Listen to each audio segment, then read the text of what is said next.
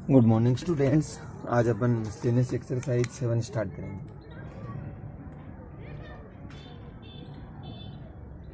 इसका question number 1 देखो।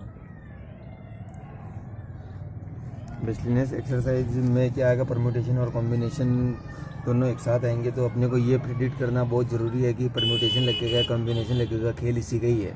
बहुत सारे बच्चों को ये समझ में नहीं आएगा कि भाई इसमें परम्यूटेशन लग रहा है कॉम्बिनेशन लग रहा है। बहुत सारे ऐसे क्वेश्चन आएंगे जिसमें दोनों लगेंगे। जैसे पहले ही क्वेश्चन है कि हाउ मैनी वर्ड विद और without meaning can each of 2 vowels, यानी कि अपने को 2 वोवेल से बनाने हैं और 3 उसमें कॉन्सोनेंट।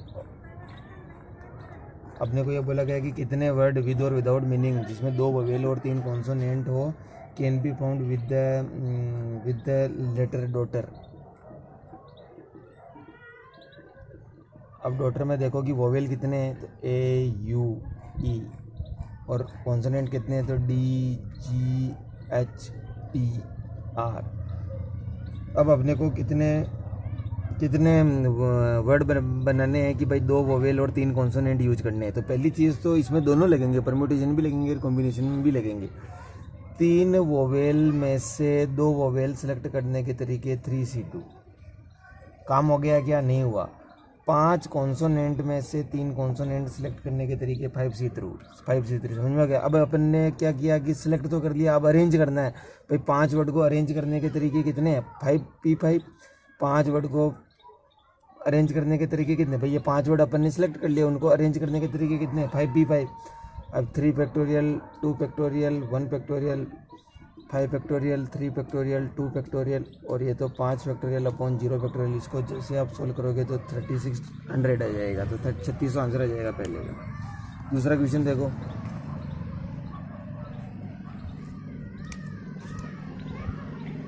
क्वेश्चन नंबर 2 है हाउ मेनी वर्ड विद और without meaning can be formed using all the letters of the word equation. Equation से अपन कितने वर्ड बना सकते हैं? और वोवेल और कॉन्सोनेंट साथ में आने चाहिए। Vowel and consonant occur together. तो वोवेल तो है E U A I O you, ये तो वोवेल है, ये साथ में होने चाहिए, तो ये फिक्स हो गया। और कॉन्सोनेंट है अपना क्यू टी एन, ये भी क्या हो गया? साथ में होना चाहिए, तो फिक्स होना चाहिए। सारों को यूज करना है। अब पहली चीज़ तो ये है कि ये 5 ये फिक्स है, तो ये दो वर्ड है, ये पहला वर्ड है, दूसरा वर्ड है। इसको अरेंज करने के तरीके 2P2। काम हो गया क्या? नहीं हुआ। अब ये साथ में होना चाहिए, तो इनको आपस में तो बदल सकते हैं, तो 5P5, और इनको भी आपस में बदल सकते हैं, तो 3P3। इसको जैसे सोल्व करोगे तो 1440 आंसर आ जाएगा। ठीक है, ये आप लोगों का दूसरा क्वेश्चन हो गया। यहाँ क्या करना है कि भाई अपने को अरेंज ही करना है। तो पहले तो इस वर्ड को और इस वर्ड को अरेंज करने के तरीके 2 फैक्टोरियल। अब इनको आपस में भी तो अरेंज कर सकते हैं। ए इधर आ गए, यू इधर आ गए, तो ये आप ये भाई ये ए यू साथ में रहने चाहिए, लेकिन साथ में ऐसे भी तो साथ में ही है ये। तो इनको आपस में 5 फैक्टोरियल 5P5 तरीके से अरेंज कर सकते हैं। ये जैसे TQN भी साथ में ही है, QTN भी साथ में, तो इनको आपस में 3P3 तरीके से सिलेक्ट कर सकते हैं। तो ये आप लोगों का दूसरा हो गया। क्वेश्चन नंबर 3 देखो। एक कमेटी ऑफ 7 मेंबर्स की अपने को कमेटी बनानी है। Has to be formed from 9 boys and 4 girls. Total कितने हैं? 9 तो बॉयज है और 4 गर्ल्स है। 9 बॉयज 4 गर्ल्स है। इन how many ways this can be done. पहला क्वेश्चन है कि एग्जैक्टली 3 गर्ल्स। अब सेलेक्ट करना है, कुल मिला के सिलेक्शन है। कमेटी बनाने का मीनिंग क्या है? सिलेक्शन है, यानी कि कॉम्बिनेशन लगेगा। 3 गर्ल्स, 4 गर्ल्स में से 3 गर्ल्स को सिलेक्ट करने के तरीके 4 से 3। क्या कमेटी बन गई या नहीं बनेगी? तो इनटू। अब अपन के पास बॉयज सिलेक्ट करने पड़ेंगे, 7 चाहिए, तो 3 तो गर्ल्स आ गए, तो 4 बॉयज होंगे। तो ये इसको सोल्व कर लेना, इसका आंसर आ जाएगा 504। दूसरा क्वेश्चन है एटलीस्ट 3 गर्ल्स, कम से कम 3 गर्ल्स तो होनी चाहिए। तो 3 गर्ल्स हो गई, तो फिर 4 बॉयज होंगे, प्लस अब कम से कम 3 4 भी हो सकती है गर्ल्स। 4 गर्ल्स होंगे तो फिर बॉयज़ 3 ही होंगे, प्लस 5 गर्ल्स भी हो सकती है। 5 गर्ल्स तो हो ही नहीं सकती, क्योंकि गर्ल्स टोटली 4 ही है, 4 गर्ल्स ही है। तो 3 गर्ल्स हो गई, एटलीस्ट 3 गर्ल, कम से कम 3 तो होनी चाहिए, तो 4 भी हो सकती है। 3 गर्ल्स होंगे तो फिर 4 बॉयज़ होंगे, 4 गर्ल्स होंगे तो फिर 3 बॉयज़ होंगे। 3 गर्ल्स को सेलेक्ट करने के 4C3, 4 बॉयज़ को सेलेक्ट करने के 9C4, प्लस 4 गर्ल्स में से 4 को सेलेक्ट करने के तरीके 4C3 और 9 बॉयज़ में से 3 बॉयज़ को सेलेक्ट करने के तरीके 9C3। इसको सोल्व कर लेना 588 आ जाएगा। अब इसका थर्ड देखो,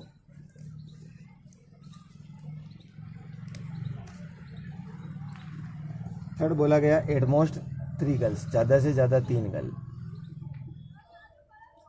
अब गर्ल्स 0 भी हो सकती है, तो फिर 7 बॉयज़ होंगी। 1 गर्ल हुई तो 6 बॉयज़ होंगी, 2 गर्ल हुई तो 5 बॉयज़ होंगे, और 3 गर्ल हुई तो 4 बॉयज़ होंगे। समझ में आ रहा है? यानी कि समझ में आ रहा है? इसको सोल्व कर लेना। यानी कि 0 गर्ल्स का मीनिंग 4 में से गर्ल्स क्या होगी? 0। तो फिर 7 बॉयज़ होंगे, दोनों में से ऐसे इनको सोल्व कर लेना, तो इसका आंसर आ जाएगा। इसको सोल्व करोगे फिर रख के तो 16 32 इसका आंसर आएगा। ये आप लोगों का क्वेश्चन नंबर 3 हो गया। क्वेश्चन नंबर 4 आप लोगों का होमवर्क है। अब क्वेश्चन नंबर 5 देखते हैं।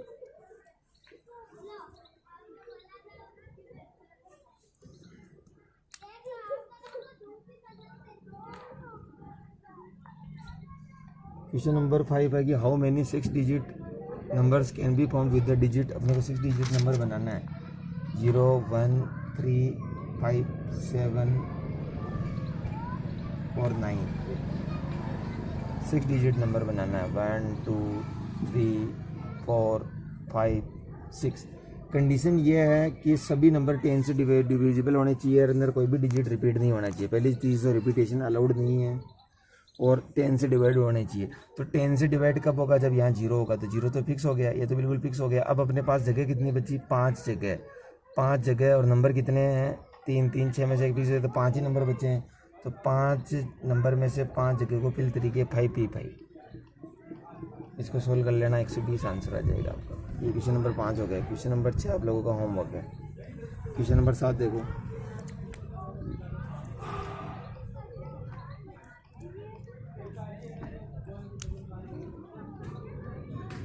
क्वेश्चन नंबर 7 है कि इन एन एग्जामिनेशन एक question paper consist of 12 question है ना, divided into 2 parts 5 and 7।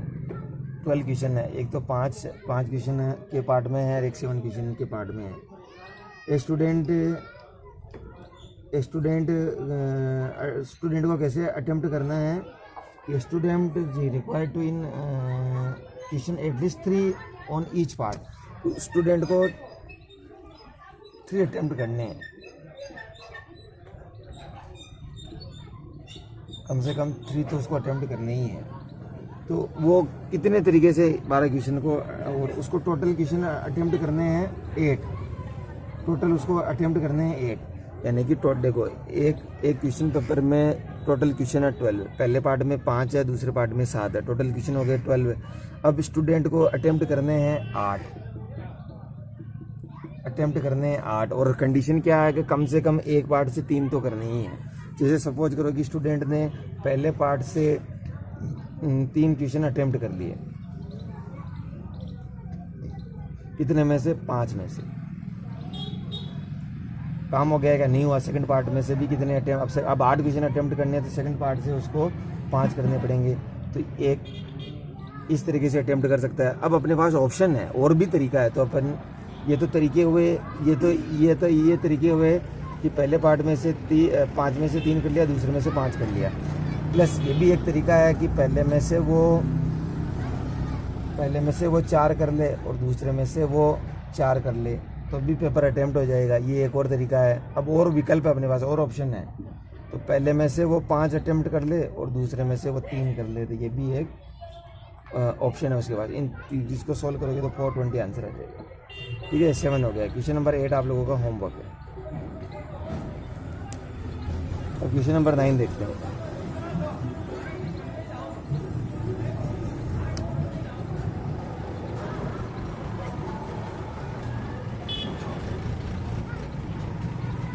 Question number 9 है कि it is required to seat 5 men and 4 women. 5 तो मेन है और 4 वुमेन है।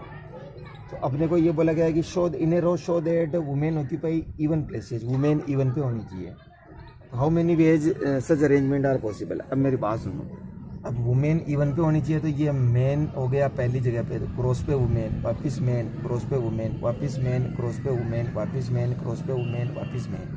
क्रॉस है वो, ये एक रो है, तो क्रॉस वाली क्या है, इवन प्लेसेज है। ये 2 नंबर की पोजीशन, ये 4 नंबर की पोजीशन, ये 6 नंबर की पोजीशन और ये 8 नंबर की पोजीशन।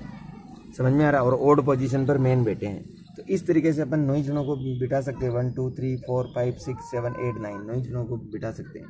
तो अब वुमेन कितनी है, 4 वुमेन है। तो 4 वुमेन को कितने तरीके से अपन अरेंज कर सकते हैं, 4p4, इधर उधर शिफ्ट कर दी उनको, इधर उधर शिफ्ट कर दी। ये वुमेन यहाँ बिठा दी है 1 तो 4p4 इंटू, अब मेन को बिठाना है तो 5 मेन को कितने तरीके से अरेंज कर सकते हैं, 5p5।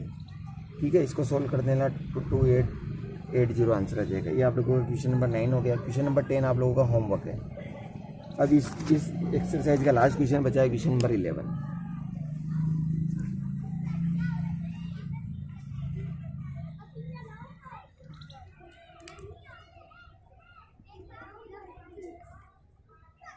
क्वेश्चन नंबर 11 है कि in how many ways can the letter of the word association,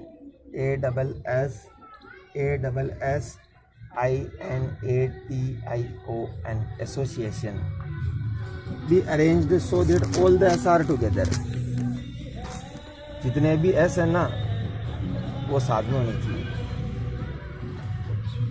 तो एस को साथ में कर लेते हैं, AAINATION और एस 4 एस है तो साथ में कर दिया। तो इसको फिक्स मान लेंगे अपन, एक वर्ड मानेंगे इनको एक वर्ड मानेंगे। तो अब टोटल को गिन लो, 1 2 3 4 5 6 7 8 9, इसको एक वर्ड मानेंगे तो 10 फैक्टोरियल। अब अपने को इसमें से चेक करना है कि इसमें से कोई रिपीट हो रहा है क्या। तो ये ए देखो 3 बार आ रहा है, ये आई देखो 2 बार आ रहा है और ये एन देखो 2 बार आ रहा है। ठीक है, इसको आप सॉल्व कर लेना, 151200 आंसर आ जाएगा। ठीक है, तो ये इस तरीके से समझ में आ गया ना भाई। जब एसोसिएशन में चारों साथ में होनी चाहिए तो अपन इसको फिक्स करके अब टोटल गिन लेंगे, 1 2 3 4 5 6 7 8 9, ये एक, इसको एक वर्ड ही मानेंगे तो 10 फैक्टोरियल। अब इसको तो देखेंगे नहीं इसमें कौन रिपीट हो रहा है, उनको नीचे उतने फैक्टोरियल का नीचे डिवाइड कर देंगे तो 151200। अब इस तरीके से देखो कि अपना जो चैप्टर 7 है परम्यूटेशन एंड कॉम्बिनेशन वो कंप्लीट हो गया है। मैंने अभी कल के लेक्चर में भी मैंने बताया था कि चैप्टर 8 जो बाइनोमियल थ्योरम है वो आप लोगों की सिलेबस से पूरी तरीके से कट गया है। समझ में आ रहा, पूरा चैप्टर डिलीट कर दिया सीबीएसई ने। अब अपना नेक्स्ट मंडे को जब भी अपना वीडियो लेक्चर आएगा अपन chapter 9 sequence and series start करेंगे। Okay, thank you.